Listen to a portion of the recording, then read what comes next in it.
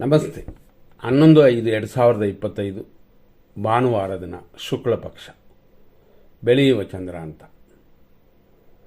ಇವತ್ತಿನ ದಿನಕ್ಕೆ ದಿನಾಪೂರ್ತಿ ಸ್ವಾತಿ ನಕ್ಷತ್ರವಿದೆ. ಚತುರ್ದಶಿ ಅನ್ನುವ ಹುಣ್ಣಿಮೆಯ ಹಿಂದಿನ ದಿನ. ಇದು ಬೆಳಗ್ಗೆಯಿಂದ ರಾತ್ರಿ 8 ಗಂಟೆ 2 ನಿಮಿಷ 3 ಸೆಕೆಂಡ್ವರೆಗಿದೆ. ಆನಂತರ ಹುಣ್ಣಿಮೆ ಸ್ಟಾರ್ಟ್ ಆಗುತ್ತೆ. ಹಂಗಾಗಿ ಸಾಮಾನ್ಯವಾಗಿ ಕ್ಯಾಲೆಂಡರಲ್ಲಿ 12ನೇ ತಾರೀಕು ಅಂತ ಕೊಟ್ಟಿರ್ಬೋದು. 11ನೇ ತಾರೀಕಲ್ಲೇ ಪ್ರಾರಂಭವಾಗಿ 12ನೇ ತಾರೀಕುವರೆಗೆ ಇರುತ್ತೆ ಅಂತ.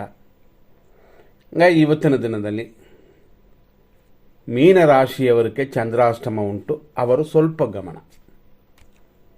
ಅದು ಅಲ್ಲದೆ ಇವತ್ತಿನ ದಿನದಲ್ಲಿ ಮತ್ತಷ್ಟು ವಿಶೇಷಗಳನ್ನ ನೋಡಿದ್ರೆ, ಸೂರ್ಯೋದಯ 5:55ಗೆ, ಅದೇ ಥರ ಹುಣ್ಣಿಮೆ ಅನ್ನುವ ಪೂರ್ಣಿಮಾ 8 ಗಂಟೆ 1 ನಿಮಿಷಕ್ಕೆ ಪ್ರಾರಂಭವಾಗಿ, ಅಂದರೆ 11ನೇ ತಾರೀಕು ರಾತ್ರಿಗೆ ಪ್ರಾರಂಭವಾಗುತ್ತದೆ. ಇದೇ 12ನೇ ತಾರೀಕು ರಾತ್ರಿ 10 ಗಂಟೆ 25 ನಿಮಿಷ 34 ಸೆಕೆಂಡ್ವರೆಗಿದೆ, ಅಂದರೆ ನಾಳೆ ಅಂತ. ಈ ರೀತಿ ಇವತ್ತು ಹುಣ್ಣಿಮೆ ಸ್ಟಾರ್ಟ್ ಆಗಿ ನಾಳೆಯವರೆಗೆ ಇರೋದರಿಂದ ರಾತ್ರಿಯಲ್ಲಿ ಸ್ಟಾರ್ಟ್ ಆಗುತ್ತದೆ.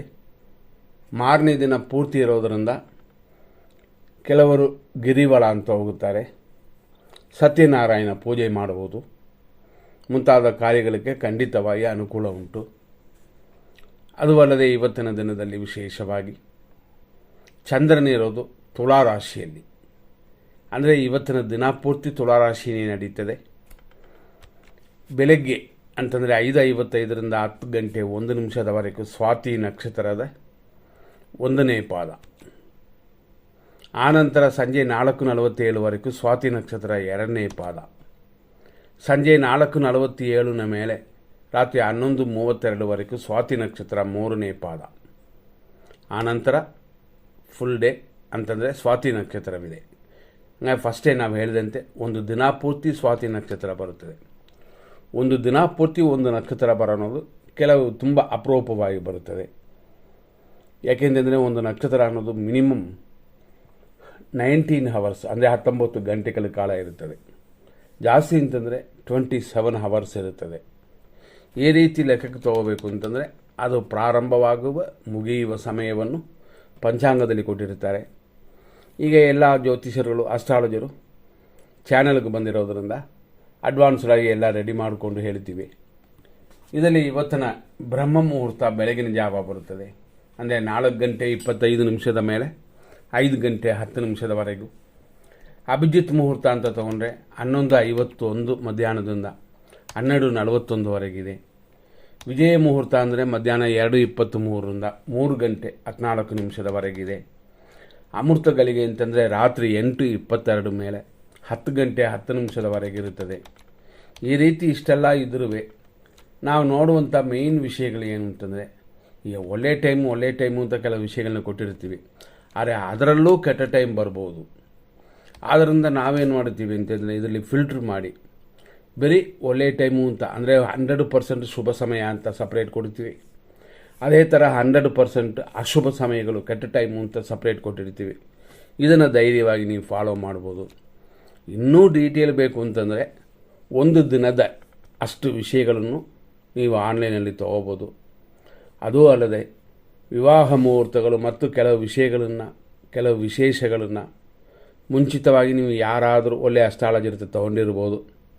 ಅದ್ರ ಮೇಲೆ ಡೌಟ್ ಇದ್ದರೆ ಆ ದಿನದ ಅಡ್ವಾನ್ಸ್ಡ್ ಆಗಿ ಒಂದು ದಿನದ ಪೂರ್ತಿ ನೀವು ಕಲೆಕ್ಟ್ ಮಾಡ್ಕೋಬೋದು ನಮ್ಮ ಕಡೆಯಿಂದ. ಅದಕ್ಕೆ ನೀವು ನಮ್ಮನ್ನು ಕಾಂಟ್ಯಾಕ್ಟ್ ಮಾಡಬೇಕು. ಅದರ ಚಾರ್ಜ್ ಆನ್ಲೈನಲ್ಲೇ ಬರುತ್ತದೆ. ಈ ರೀತಿಯೆಲ್ಲ ಇಟ್ಕೋಬೋದು. ಈಗ ನಾವು ಮತ್ತಷ್ಟು ವಿಶೇಷಗಳಿಗೂ ಬರೋಣ. ಅಂದರೆ ಏನರ್ಥ ಅಂತಂದರೆ 100% ಶುಭ ಸಮಯವನ್ನು ಫಸ್ಟ್ ನೋಡ್ಕೊಳ್ಳೋಣ. ಶುಭ ಸಮಯವನ್ನು ಫಸ್ಟ್ ಏನಕ್ಕೆ ಕೊಡ್ತೀವಿ ಅಂತಂದರೆ, ಇದರಲ್ಲಿ ಕೆಲವರಿಗೆ ಬರೀ ಶುಭ ಸಮಯಗಳು ಮಾತ್ರ ಬೇಕಾಗುತ್ತದೆ, ಮಿಸ್ಟರ್ ಡೀಟೇಲ್ ಎಲ್ಲ ಅಷ್ಟು ಬೇಕಾಗಿಲ್ಲ. ಅವರಿಗೆ ಕಲೆಕ್ಟ್ ಮಾಡ್ಕೊಳ್ಳೋಕ್ಕೆ ಇದು ವಿಷಯ ಉಪಯೋಗ ಆಗುತ್ತದೆ. ಬೆಳಿಗ್ಗೆ 5:55ರಿಂದ 9:32 AM, 11:24ರಿಂದ 12:14 ಇದು ನೂನ್ ಮಧ್ಯಾಹ್ನದವರೆಗೂ. ಮಧ್ಯಾಹ್ನ 1:53ರಿಂದ ಸಂಜೆ 4:37. 6:46 PM ಅಂದರೆ ಸಂಜೆಯಿಂದ ರಾತ್ರಿ 10:49, ಆನಂತರ ರಾತ್ರಿ ಅಂದರೆ ಮಧ್ಯರಾತ್ರಿ 12:18 ಬೆಳಗ್ಗೆವರೆಗೂ ಶುಭವಾಗಿದೆ. ಹಂಗಾಗಿ ಇದು ಪಕ್ಕಾ ಫಿಲ್ಟ್ರ್ ಮಾಡಿರೋದು 100% ಸರಿಯಾಗಿರುತ್ತದೆ ಅಂತ. ಅದರಲ್ಲೂ ನಾವು ಪದೇ ಪದೇ ಅನ್ನುವಂಥದ್ದು ಏನು ಅಂತಂದರೆ, ಒಂದು ದಿನದಲ್ಲಿ ಬರುವ ನಕ್ಷತ್ರ ಯಾವ ರೀತಿ ಯೋಗ ಕೊಡುತ್ತದೆ ಅಂತ ಕಂಡುಹಿಡಿಯುವಂಥದ್ದೇ. ಅದು ಒಂದೊಂದು ನಕ್ಷತ್ರಕ್ಕೂ ಬೇರೆ ಬೇರೆ ರೀತಿಯಾಗಿರುತ್ತದೆ. ಅದರಲ್ಲೂ ಇವತ್ತು ಸ್ವಾತಿ ನಕ್ಷತ್ರ ದಿನ ಪೂರ್ತಿ ಇರೋದರಿಂದ ಪೂರ್ತಿಯಾಗಿ ವಿಷಯವನ್ನು ನೋಡಬೇಕು. ಒಂದು ಕಡೆ ಕಾರ್ಯಸಿದ್ಧಿ, ಇನ್ನೊಂದು ಕಡೆ ಧನಹಾನಿ, ಅಂದರೆ ಎರಡು ಥರನೂ ಇರೋದರಿಂದ ಇದು ಖಂಡಿತವಾಗಿಯೂ 50% ಇದೆ. ಹಣಕಾಸಿನ ವಿಷಯ ಮಾಡೋಕ್ಕೆ ಈ ದಿನ ಉತ್ತಮವಲ್ಲ. ಆದರೂ ಬೇರೆ ಬೇರೆ ಕಾರ್ಯಗಳನ್ನು ಸ್ವಲ್ಪ ಮಾಡ್ಬೋದು. ಏಕೆಂತಂದರೆ ಸ್ವಾತಿ ನಕ್ಷತ್ರ ಮಹಾನಕ್ಷತ್ರ ತುಳಾ ರಾಶಿಯಲ್ಲಿ ಬರುತ್ತದೆ. ಈ ನಕ್ಷತ್ರದ ಅಧಿಪತಿ ರಾಹು ಗ್ರಹವಾದರೂ ರಾಹು ಗ್ರಹದ ನಕ್ಷತ್ರ ಶುಭವಾಗಿರುತ್ತದೆ. ಆದ್ದರಿಂದಾಗಿ ಈ ದಿನವನ್ನು ಹಣಕಾಸು ವಿಷಯಗಳು ಬಿಟ್ಟು ಬೇರೆ ಕಾರ್ಯಗಳಿಗೆ ಉಪಯೋಗಿಸ್ಕೊಳ್ಳಿ. ಇದನ್ನಂತೀವಿ ದಿನ ಪೂರ್ತಿ ಏಕನಕ್ಷತ್ರ ಅಂತ. ಕೆಲವು ನಕ್ಷತ್ರಗಳು ಏಕನಕ್ಷತ್ರವಾದರೆ ದೋಷ ಬರುತ್ತದೆ. ಆದರೆ ಇದು ಹಣಕಾಸಿಗೂ ಮಾತ್ರ ದೋಷ ಕೊಡುತ್ತದೆ. ಆ ವ್ಯವಹಾರಗಳನ್ನು ಇನ್ನೊಂದು ದಿನ ನಾವು ನೋಡ್ಕೋಬೋದು. ಈ ರೀತಿಯಾದ ಈ ದಿನದಲ್ಲಿ ಇನ್ನೂ ಕೆಲವು ವಿಷಯಗಳನ್ನ ನೋಡೋಣ. ತಾರಾ ಮತ್ತು ಚಂದ್ರಬಲವನ್ನು ನೋಡಿಬಿಡೋಣ. ಇದನ್ನು ಸರಿಯಾಗಿ ಮೇಂಟೈನ್ ಮಾಡ್ಕೊಳ್ಳಿ, ಪ್ಲಾನ್ ಮಾಡ್ಕೋಬೋದು. ಯಾಕೆಂತಂದರೆ ಹಣಕಾಸಿನ ವಿಷಯ ಮಾತ್ರ ಬೇಡ ಅಂತಂದ ಮೇಲೆ ಅದು ಮಾತ್ರ ಬೇಡ. ಇವತ್ತಿನ ದಿನದಲ್ಲಿ ಸ್ವಾತಿ ನಕ್ಷತ್ರ ಅಂದರೆ ಮೇಷರಾಶಿ ಅಶ್ವಿನಿ ನಕ್ಷತ್ರದವರಿಗೆ ಇದು ಶುಭವಾಗಿದೆಯಾ ಇಲ್ಲವಂತ ನೋಡೋಕ್ಕೋದ್ರೆ ಖಂಡಿತವಾಗಿಯೂ ಅನುಕೂಲದ ಸುಖವನ್ನು ಕೊಡುವ ಈ ದಿನವಾಗಿದೆ. ಆದ್ದರಿಂದಾಗಿ ಇದು ಶುಭವಾಗಿದೆ. ಭರಣಿ ನಕ್ಷತ್ರ ಮೇಷರಾಶಿಯವರಿಗೆ ಅಷ್ಟೊಂದು ಅನುಕೂಲವಿಲ್ಲ. ಯೋಚನೆ ಮಾಡಿ ಆದರೂ ಯಾರಿಗೆ ನಾವು ಚೆನ್ನಾಗಿಲ್ಲ ಅಂತ ಅಂತೀವೋ ನೀವು ಯೋಚನೆ ಮಾಡಬೇಡಿ. ನಿಮ್ಮ ಮನೆಯಲ್ಲಿರುವ ನಿಮ್ಮ ಶ್ರೀಮತಿ ಅಥವಾ ಯಜಮಾನರು, ತಂದೆ ತಾಯಿಗಳು, ಗುರು ಇವರ ಆಶೀರ್ವಾದವಿದ್ದರೆ ಅಥವಾ ಅವರ ನಕ್ಷತ್ರ ಚೆನ್ನಾಗಿದ್ದರೆ ಅದರ ಮೇಲೆ ಸರಿ ಇದೆಯಾ ಅಂತ ಯೋಚನೆ ಮಾಡ್ಬೋದು. ಯಾಕೆಂತಂದರೆ ನಾವು ಪ್ರತಿಯೊಂದು ನಕ್ಷತ್ರಕ್ಕೂ ಕೊಟ್ಟಿರ್ತೀವಿ, ಅಶ್ವಿನಿಯಿಂದ ರೇವತಿವರೆಗೂ. ಆದ್ದರಿಂದ ತಲೆ ಕೆಡಿಸ್ಕೊಳ್ಳೋದು ಬೇಕಾಗಿಲ್ಲ, ನೋಡ್ಕೊಳ್ಳಿ. ಕೃತಿಕಾ ನಕ್ಷತ್ರ 1ನೇ ಪಾದ ಮೇಷರಾಶಿ, ಕ್ಷೇಮ ಸುಖ ಅಭಿವೃದ್ಧಿ ಎಲ್ಲವೂ ಅನುಕೂಲಕರವಾಗಿದೆ.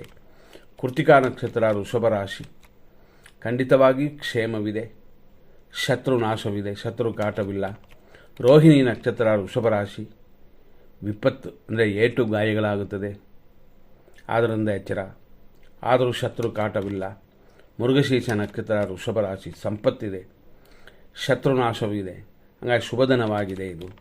ಮೃಗಶೀರ್ಷ ನಕ್ಷತ್ರ ಮಿಥುನ ರಾಶಿ, ಸಂಪತ್ತು, ಸ್ವಲ್ಪ ಕಾರ್ಯ ವಿಘ್ನಗಳಿದೆ. ಯಾಕೆಂತಂದರೆ ಇದು ರಾಶಿಗಳಲ್ಲಿ ಸ್ವಲ್ಪ ಭಿನ್ನ ಬರೋದರಿಂದ. ಆದ್ದರಿಂದಾಗಿ ವಿಘ್ನೇಶ್ವರನ ಪೂಜೆ ಮಾಡಿಕೊಳ್ಳಿ, ಆಮೇಲೆ ಪ್ರಾರಂಭ ಮಾಡಬಹುದು. ಆರುದ್ರ ನಕ್ಷತ್ರ ಮಿಥುನ ರಾಶಿ, ಜನ್ಮತಾರೆಯು ಕಾರ್ಯ ವಿಘ್ನವು ಕೂಡಿ ಬಂದಿರುತ್ತದೆ. ಆದ್ದರಿಂದ ಹೆಚ್ಚಾಗಿ ಗಮನ ಕೊಟ್ಕೊಳ್ಳಿ. ಇದು ರಾತ್ರಿಯವರೆಗೂ. ಯಾಕೆಂತಂದರೆ ಇವತ್ತು ದಿನಪೂರ್ತಿ ಒಂದೇ ನಕ್ಷತ್ರ ಇರೋದರಿಂದ. ಪುನರ್ವಸು ನಕ್ಷತ್ರ ಮಿಥುನ ರಾಶಿ, ಪರಮ ಮಿತ್ರ ತಾರೆಯಾಗಿ ಅಂದರೆ ಅನುಕೂಲಕರವಾಗಿ ಸ್ವಲ್ಪ ವಿಘ್ನಗಳಿರುತ್ತದೆ ಅಷ್ಟೇ. ಪುನರ್ವಸು ನಕ್ಷತ್ರ ಕರ್ಕಾಟಕ ರಾಶಿ 4ನೇ ಪಾದದವರಿಗೆ ಪರಮ ಮಿತ್ರಧಾರೆ, ಆದರೆ ಆರೋಗ್ಯದ ವಿಷಯದಲ್ಲಿ ಸ್ವಲ್ಪ ಊಟ ತಿಂಡಿಯಲ್ಲಿ ಮೇಂಟೈನ್ ಮಾಡ್ಕೊಳ್ಳಿ. ಪುಷ್ಯ ನಕ್ಷತ್ರ ಕರ್ಕಾಟಕ ರಾಶಿ, ಮಿತ್ರಧಾರೆ, ರೋಗ ಭಯವೆಲ್ಲ ಉಂಟು. ಆದ್ದರಿಂದ ಆರೋಗ್ಯದ ವಿಷಯ ಮಾತ್ರ ಸ್ವಲ್ಪ ತಲೆ ಕೆಡಿಸ್ಕೋಬೇಕಾಗ್ತದೆ. ಆಶ್ಲೇಷ ನಕ್ಷತ್ರ ಕರ್ಕಾಟಕ ರಾಶಿ, ಟೆನ್ಷನ್ ಇದೆ, ರೋಗ ಭಯವೂ ಉಂಟು. ಆದ್ದರಿಂದಾಗಿ ಈ ದಿನವನ್ನು ಸ್ವಲ್ಪ ದೇವರ ಪ್ರಾರ್ಥನೆ, ಹಿರಿಯರ ಆಶೀರ್ವಾದ ಪಡ್ಕೊಂಡು ನಿಮ್ಮ ಕಾರ್ಯಗಳನ್ನು ಮುಂದುವರಿಸ್ಬೋದು. ಹಾಗಾಗಿ ದಿನಪೂರ್ತಿ ದೇವರ ಪ್ರಾರ್ಥನೆ, ಹಿರಿಯರ ಆಶೀರ್ವಾದ ಆ ರೀತಿ ಅಂತಲ್ಲ. ಒಂದು ಸತಿ ಪ್ರಾರಂಭ ಮಾಡಿದ ಮೇಲೆ ಮುಗಿಸ್ಕೊಂಡು ಬಿಟ್ಬಿಡಿ. ಮಿಕ್ಕಿದ ದಿನಪೂರ್ತಿ ನಮ್ಮ ಕೆಲಸಗಳು ಏನೋ ಅದನ್ನು ನಿಧಾನವಾಗಿ ಮಾಡಿ. ಆದರೆ ಹಣಕಾಸಿನ ವಿಷಯಕ್ಕೆ ಈ ದಿನ ಅಭಿವೃದ್ಧಿ ಅಲ್ಲ. ಮಖ ನಕ್ಷತ್ರ ಸಿಂಹರಾಶಿ, ಖಂಡಿತವಾಗಿ ಅನುಕೂಲವಿದೆ, ಲಾಭವಿದೆ. ಪುಬ್ಬ ನಕ್ಷತ್ರ ಸಿಂಹರಾಶಿ, ಪ್ರತ್ಯೇಕ್ತಾರೆ ಅಂದರೆ ಅನುಕೂಲವಿಲ್ಲದ ದಿನವಿದು. ಆದರೆ ಲಾಭಕ್ಕೆ ಎಂದಿನಂತೆ ಬರುವ ಲಾಭಕ್ಕೆ ತೊಂದರೆಗಳಿಲ್ಲ. ಉತ್ತರ ನಕ್ಷತ್ರ ಸಿಂಹರಾಶಿ, ಖಂಡಿತವಾಗಿ ಕ್ಷೇಮ ಉಂಟು, ಲಾಭವೂ ಇದೆ. ನಂತರ ನೋಡುವಂಥದ್ದು ಉತ್ತರ ನಕ್ಷತ್ರ ಕನ್ಯಾ ರಾಶಿ, ಆರೋಗ್ಯ, ಆದರೆ ಧನಹಾನಿ ಇರೋದರಿಂದ ಖಂಡಿತವಾಗಿ ಹಣಕಾಸಿನ ವಿಷಯಕ್ಕೆ ತಕ್ಕಂಥದ್ದು ದಿನವಲ್ಲ. ಹಸ್ತ ನಕ್ಷತ್ರ ಕನ್ಯಾ ರಾಶಿ, ವಿಪತ್ತು, ಧನಹಾನಿ ಎಲ್ಲವೂ ಕೂಡಿ ಬಂದಿರುವ ದಿನವಿದು. ಖಂಡಿತವಾಗಿಯೂ ಎಚ್ಚರ. ಬರೀ ನಮಗೆ ಇದೆಲ್ಲ ಆಗುತ್ತದ ಅಂತಂದರೆ ನಮ್ಮನ್ನು ಸೇರಿದವರು, ನಮಗೆ ತಿಳಿದವರು ಕೂಡ ತೊಂದರೆ ಆಗ್ಬೋದು. ಆದರೂ ಎಫೆಕ್ಟ್ ನಮಗೂ ಬರುತ್ತೆ ಅಲ್ವಾ. ನಂತರ ನೋಡುವಂಥ ಚಿತ್ತಾ ನಕ್ಷತ್ರ ಕನ್ಯಾ ರಾಶಿ, ಸಂಪತ್ತು, ಧನಹಾನಿ ಎರಡೂ ಮಿಕ್ಸ್ ಆಗಿದೆ. ಇದು ಪ್ಲಸ್ಸು ಮೈನಸ್. ಆದ್ದರಿಂದಾಗಿ ಹಣಕಾಸಿನ ವಿಷಯದಲ್ಲಿ ಮಾತ್ರ ಎಚ್ಚರ. ಇದ್ದರೆ ಭದ್ರವಾಗಿಟ್ಕೊಳ್ಳಿ, ಬಂದರೆ ಯಾರೂ ಗೊತ್ತಿಲ್ಲದೆ ಇಟ್ಕೊಳ್ಳಿ. ಚಿತ್ತಾ ನಕ್ಷತ್ರ ತುಳಾರಾಶಿ, ಸಂಪತ್ತಿದೆ ಅಂದರೆ ಹಣಕಾಸಿನ ಅಭಿವೃದ್ಧಿ ಇದೆ. ಆರೋಗ್ಯದಲ್ಲೂ ಚೇತರಿಸ್ಕೊಳ್ತೀರ. ಆದರೂ ನಾವು ಒಂದು ವಿಷಯ ಹೇಳ್ತೀವಿ, ಯಾರೇ ಆದರೂ ಅವರವರ ನಕ್ಷತ್ರ ಪ್ರಕಾರ ನೋಡೋದು ಮಾತ್ರವಲ್ಲದೆ ದಶಾಭುಕ್ತಿ ಅಂತ ಒಂದು ವಿಷಯವಿದೆ. ಇದು ಜಾತಕದಲ್ಲಿ ನೋಡ್ಕೋಬೇಕು. ಯಾಕೆಂತಂದರೆ ಒಂದು ನಕ್ಷತ್ರದಲ್ಲಿ ಕೋಟ್ಯಾಂತರ ಜನ ಹುಟ್ಟಿರುತ್ತಾರೆ. ನಂತರ ನೋಡುವಂಥ ಸ್ವಾತಿ ನಕ್ಷತ್ರ ತುಳಾರಾಶಿ, ಜನ್ಮತಾರೆ. ಆರೋಗ್ಯದ ವಿಷಯ ಓಕೆ, ಪರವಾಗಿಲ್ಲ. ವಿಶಾಖ ನಕ್ಷತ್ರ ತುಳಾರಾಶಿ, 1, 2, 3 ಪಾದಗಳು ಖಂಡಿತವಾಗಿ ಶುಭವಾಗಿದೆ. ಪರಮ ಮಿತ್ರಧಾರೆ, ಶರೀರ ಆರೋಗ್ಯದ ಅಭಿವೃದ್ಧಿ ಎಲ್ಲವೂ ಕೂಡಿ ಬಂದಿದೆ. ವಿಶಾಖ ನಕ್ಷತ್ರ ವೃಶ್ಚಿಕ ರಾಶಿ, ಪರಮ ಮಿತ್ರಧಾರೆ, ವ್ಯಯ ಇದೆಲ್ಲ ಕೂಡಿ ಬರುತ್ತದೆ. ಅನುರಾಧ ನಕ್ಷತ್ರ ವೃಶ್ಚಿಕ ರಾಶಿ, ಮಿತ್ರಧಾರೆ, ಪರಮ ಮಿತ್ರಧಾರೆ ಅಂತ ಶುಭಕರವಾಗಿದೆ. ಜ್ಯೇಷ್ಠ ನಕ್ಷತ್ರ ವೃಶ್ಚಿಕ ರಾಶಿ, ಟೆನ್ಷನ್ ಇದೆ, ವ್ಯಯವಿದೆ, ಅಷ್ಟೊಂದು ಹೇಳ್ಕೊಳ್ಳುವಂತೆ ಇಲ್ಲ. 50% ಮಾತ್ರನೇ ಚೆನ್ನಾಗಿರೋದು.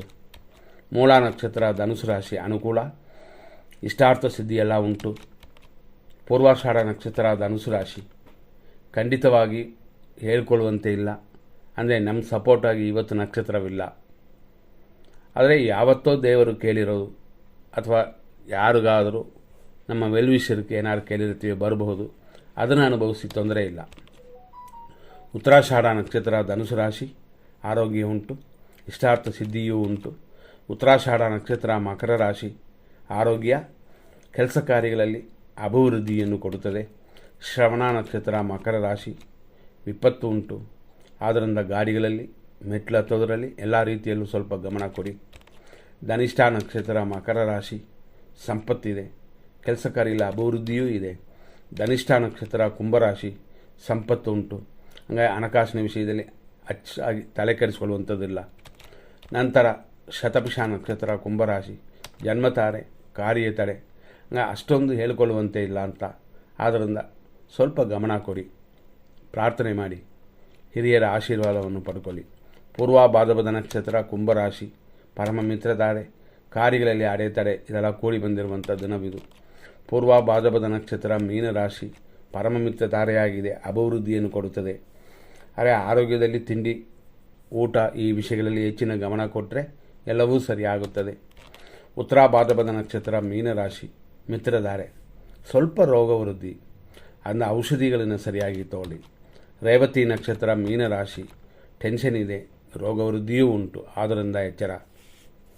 ಇಷ್ಟು ವಿಷಯಗಳನ್ನ ನೋಡಿದ್ವಿ. ಮುಂದಿನ ಸಂಚಿಕೆಯಲ್ಲಿ ನೋಡೋಣ. ಧನ್ಯವಾದಗಳು.